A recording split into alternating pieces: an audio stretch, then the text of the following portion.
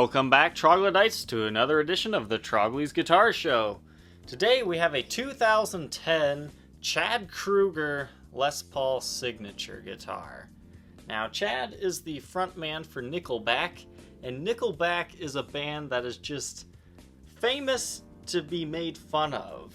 Like, there's no real reason behind it. I think it was some guy's interview said Nickelback was bad in like a joking manner. So the internet just took off with that like a storm, and ever since then it's been popular to hate Nickelback. Nickelback, they do have some catchy songs. They were pretty popular, but you know, he's mainly a PRS guitar player, so when he paired up with Gibson, it was a little bit odd, but I do know that he's been well known for playing Gibson acoustics, and I think that really shines through on this guitar. Now, it's really cool of him because he actually let his fans name this guitar, and the fans decided on Blackwater, as you can see there on the truss rod cover. And, well, it pretty much looks like Blackwater. You have a translucent ebony finish that is hand stained over a highly flamed top. Now, this was a limited run. I think it's between 400 to 600, and they're actually pretty valuable. This guitar is nothing like a regular Les Paul standard. It has a 490R and a 498T for the pickups. That's pretty stock and normal. But what makes this guitar interesting is it has Graphtec saddles with a Piezo ghost system in here. So this bridge right here is actually a pickup. I'll put some photos on the screen here.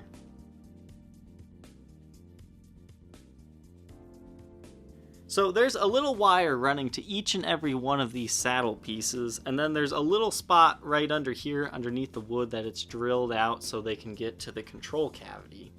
So that gives you really bright acoustic sounds on a Les Paul, which is really unique. However, this guitar is chambered, so it's super light, and I almost think that's kind of the downfall to this guitar. This guitar is really, really, really bright. Even if you have the piezo completely off, this Les Paul didn't really do it for me as far as, you know, classic rock tones. Halfway through recording this thing, I was like, I can't do this anymore. I had to put the guitar down and pick up that super custom to get that snarl I'm used to. That's not to say that this isn't a good guitar, but this isn't one that I would take for every gig. This one gives me like a coffee house vibe. You're just playing, you know, an open mic night or something. You kind of want some acoustic-y sounds, but you also want to have some electric guitar. I mean, it's a good guitar, don't get me wrong. And that's not just because I'm selling this guitar or anything. It's because it really does fall in a category all on its own. So I can understand why these still sell for as much as they do. If I were to ever go to a coffee house type like gig where usually you have like an amplified acoustic guitar, I know Sweetwater, if you guys are local, they do an open mic night. This is the perfect guitar for that if you don't want to play an acoustic. Because it definitely does nail those acoustic sounds. It's nice and bright, it's lightweight, but it's a nice Les Paul that looks beautiful. And the input jack here, you can put a Y splitter and have like the acoustic sounds go to 1 amp and then the electric guitar stuff go to another one. But you can also just use a regular input jack and you can blend these all. So you can have just the piezo, you can have, you know, just the bridge, you can have just the neck, but you can also have the piezo with the neck or the piezo with the bridge or just all of them on when you have it in the middle. It's definitely a versatile guitar, and you gotta sit down with it and understand it. Kind of like one of those 70s Les Paul artists. A lot of people would probably pick this up, you know, first impressions are, I can't use that thing. But when you sit down and learn them, they are fantastic instruments. Now you're gonna see on the playing demo segment, when I got this guitar, I didn't know it, but the 3-way switch was upside down. I mean, this video is actually coming out a day late because I had to re-record this segment because I just got confused just because of how strange this guitar was. But I've got it back to the factory settings. So your 3-way toggle switch is normal now. So down, middle, and up equals what it normally does. However, Chad apparently prefers these settings to be different. Alright, this is normally your bridge volume. And this is normally your neck volume. They are switched. So when you have it on the neck, you have to use this one for your volume. And if you have it on the bridge, you have to use this one. So that's opposite of normal. That can kind of throw you off, and I can see why somebody flipped this around. And that way, up meant this traditionally, and down meant this one. But the way it was is this position up would actually mean the bridge pickup, and down would mean the neck. And that was really confusing. But I can understand why somebody flipped that to line this up better. But the controls here, let's go over them real quick. Once again, this one is your bridge volume. This one is your neck volume. This one controls your piezo. You can have it all the way off so it doesn't do anything. Then you can also have it all the way on. In my experience, you kind of either have to be all the way off or all the way on with this thing.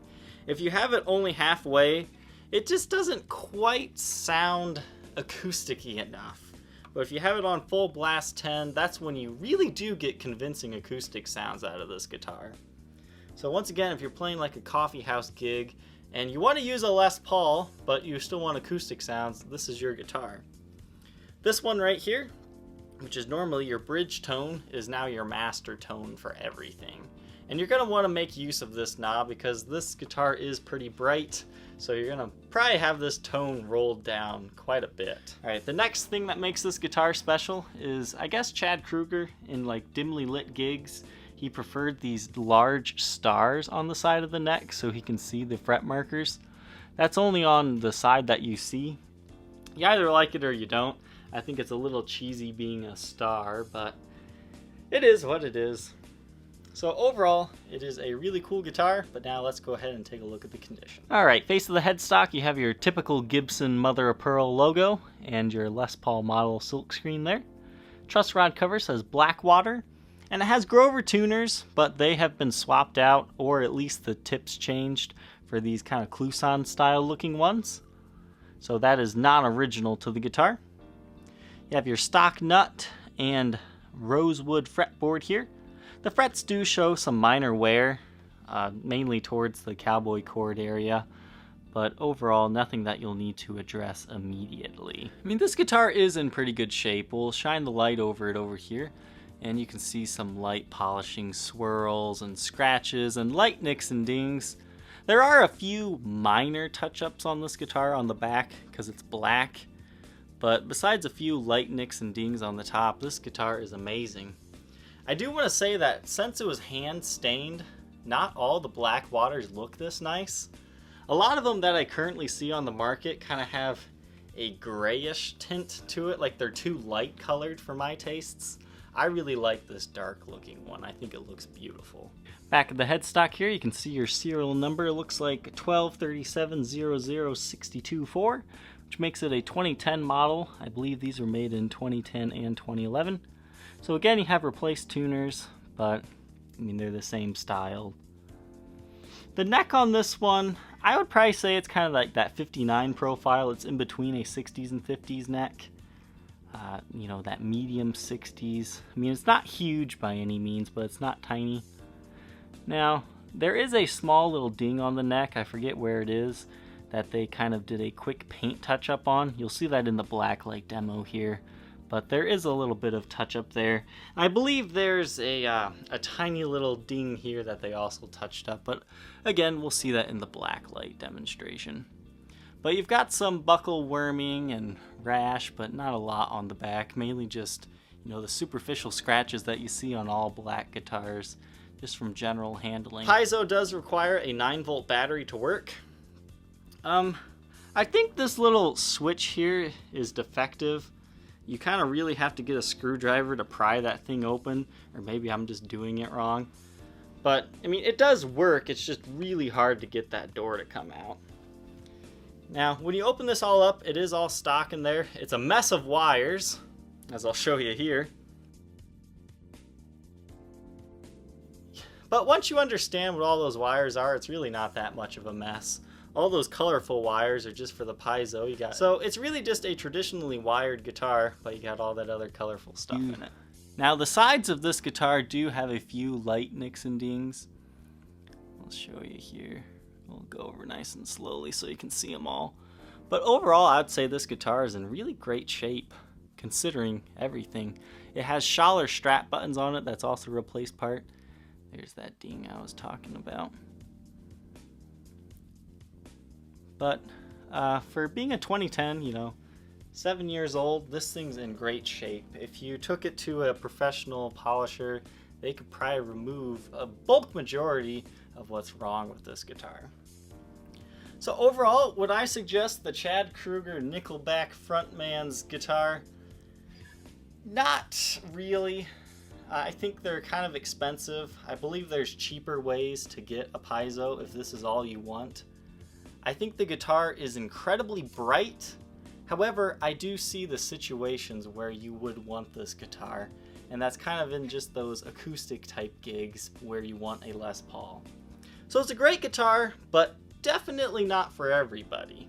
Do a quick blacklight test here. You can see there's a little bit of clear coat wear along the sides there. There's probably a clip-on tuner or something that wore that away a little bit, but it's not noticeable in regular lighting. Front of the finish, everything's good. I mean, this really is a clean guitar. I mean, it's got some light fret wear, so it was definitely played, but it was definitely well taken care of. Back of the guitar here, no breaks, cracks, or repairs, but nothing too bad. You can see there is a small area of wear on the back. It looks like they dinged it and maybe touched it up a little bit. Let's take a look at that under normal lighting real quick. There you can kind of see that small ding. So it's definitely probably touched up. Didn't notice that one before. That's the beauty of black lights, is you can catch little touch-ups like that. What you're seeing there is pretty much just dust, but there is some light dings and light scratches on the back. Somebody on my last video commented that I should make a shirt that says, "A little bit of buckle rash, but nothing too bad." Because I guess I say that a lot, and I realize I say stuff like that. I've thought about starting to script these videos so they're not as long. There you can see a small little scratch, but again, since everything's black, you don't see it, but there is a few light nicks and dings here, as you see. There's a little bit of clear coat wear there as well. So it's not in perfect shape. It looks like you've got a few small little touch-ups there as well, but it's in clean shape overall. I told you this thing was chambered, 7 pounds, 10.3 ounces. This guitar does come with its original case. It's got some light wear and tear, but nothing too incredibly bad. I'm a little bit disappointed Gibson didn't do a special case for these. I'm not exactly sure what I would have wanted, but I wanted something a little more special than your standard Gibson USA case. But they're good cases. You got 1, 2, 3, 4, and a 5th back latch, and a white interior. I think maybe he could have went for like a gray interior, or I don't know, just something different. Because a artist's signature guitar, at least have a signature on it, but nothing special with the case. Inside does sleep some of the original paperwork here. This explains what I've already explained: bridge volume, neck volume, and piezo volume, and humbucker master tone. The cleans will be running through a Gibson Super Gold Tone GA30RV. The dirty tones come from a Marshall JMP 1C.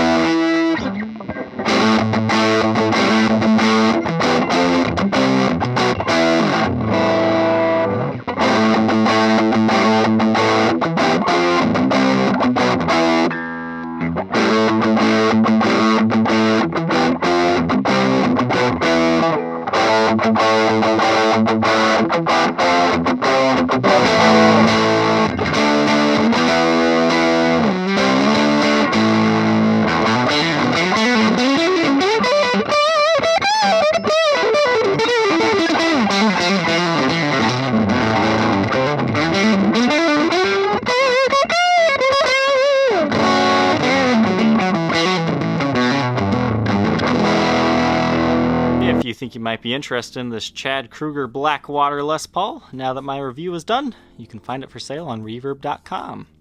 You can also contact me on my Facebook page about it, facebook.com/Troglys, Trogois. Thank you, Troglodytes, for tuning in today. Don't forget to like, comment, and subscribe, and we will catch you on tomorrow's episode. Take care.